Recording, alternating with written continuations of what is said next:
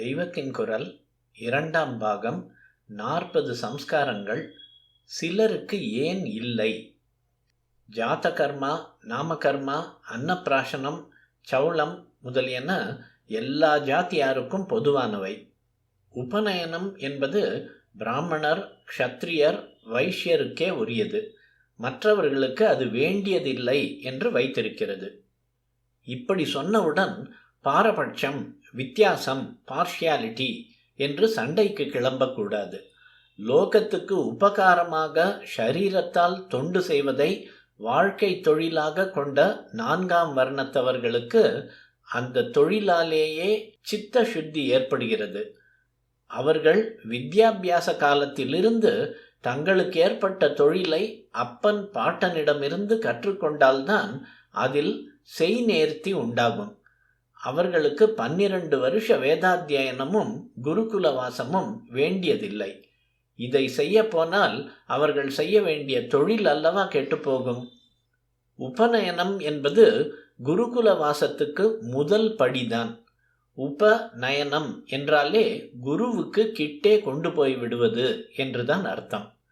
புத்தி சம்பந்தமான வேத வித்யை அபியசிக்கும் போது அகங்காரம் வந்து விடாமல் இருக்க வேண்டும் என்பதாலேயே சுவாதீனமாக பழகுகிற தகப்பனாரை விட்டு கண்டிப்பிலே ஒழுங்குக்கு கொண்டு விடுகிற குருவிடம் கொண்டு போய்விட சொல்லி இருக்கிறது. ஷரீர உழைப்பாக ஒரு தொழிலை கற்றுக்கொள்கிற போது அதிலே புத்தி திமிர், அகங்காரம் வராது. தகப்பனாரிடமிருந்தே கற்றுக்கொள்ளலாம். ஷரீர சேவை செய்கிறவர்களுக்கு உபநயனமும் குருகுலவாசமும் அவசியமில்லை. வம்சாவளியாக வீட்டிலேயே கற்றுக்கொள்வதை விட அதிகமாக சில நுணுக்கங்கள் தெரிய வேண்டுமானால் அதை பிராமணனிடம் கேட்டு தெரிந்து கொள்ள வேண்டும். வீட்டில் கற்றுக்கொள்வதற்கு முடியாமற் போகிறவர்களும் இப்படி செய்யலாம். பிராமணன் களவும் கற்று மற என்பது போல எல்லா தொழிலையும் தெரிந்து கொண்டு பிறருக்கு மட்டுமே அவற்றை சொல்லிக் கொடுத்துவிட்டு, அதாவது அவற்றை தானே ஜீவனோபாயமாக கொள்ளாமல் மற்றவர்களுக்கு சிக்ஷை பண்ணுவித்து தன்னளவில் அத்தியனம், யஜ்ஞம் முதலான வைதிக காரியங்களை மட்டுமே பண்ணி வர வேண்டும்.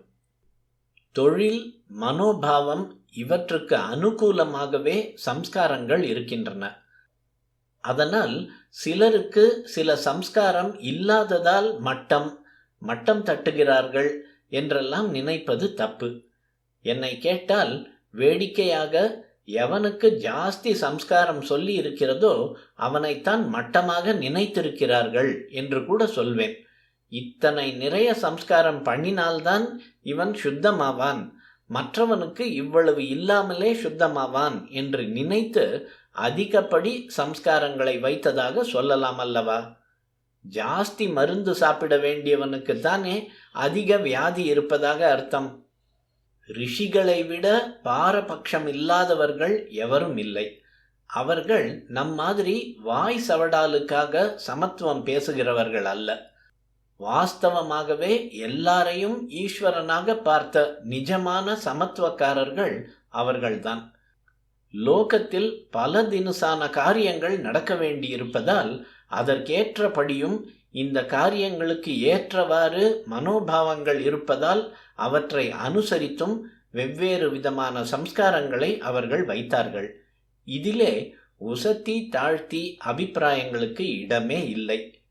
சாஸ்திரங்களில் இப்படி முதல் 3 வர்ணத்தாருக்கு உபநயனமும் அது தொடர்பான சில சம்ஸ்காரங்களும் சொல்லப்பட்டிருக்கின்றன. அவைகளை பார்ப்போம்.